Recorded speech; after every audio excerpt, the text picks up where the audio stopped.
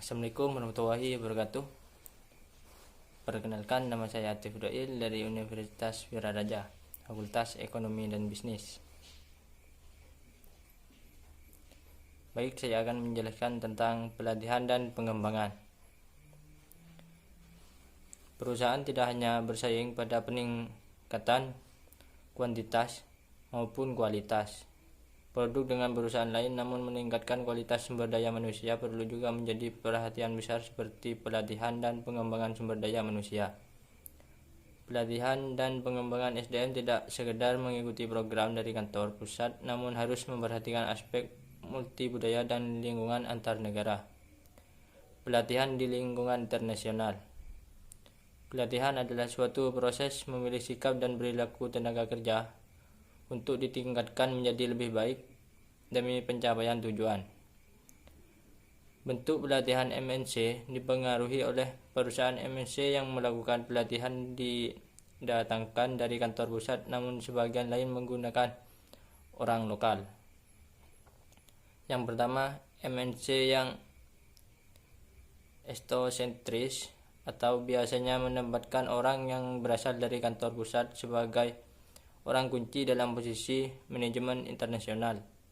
Yang kedua, MNC yang polisentris atau umumnya menempatkan orang lokal sebagai polisi kunci. Yang ketiga, regiosentris atau memberikan kepercayaan pada manajer lokal yang berasal dari wilayah khusus secara geografis untuk menjalankan operasi bisnisnya. Yang keempat, geosentris atau berdasarkan kualifikasi dan seluruh manajer di kantor cabang secara struktur dengan yang ada di kantor pusat. Yang kelima, gaya belajar atau style of learning. Alasan pelatihan.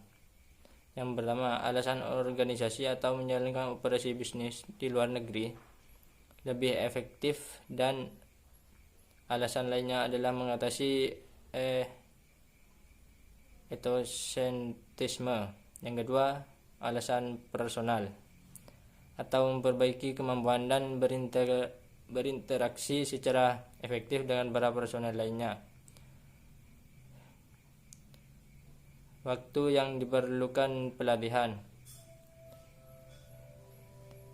ada 4. Yang pertama, beberapa jam. Yang kedua, beberapa bulan. Yang ketiga, tidak mendalam atau superficial. Yang keempat, ekstensif. Tipe program pelatihan. Yang pertama, pelatihan yang terstandar atau pengambilan keputusan, cara berkomunikasi, cara memotivasi, kepemimpinan, pemahaman, tempat penugasan atau negara yang dituju. Yang kedua, tailor-made atau pelatihan yang dibuat secara khusus dan mendetail sesuai dengan kebutuhan khusus negara yang mau ditempati.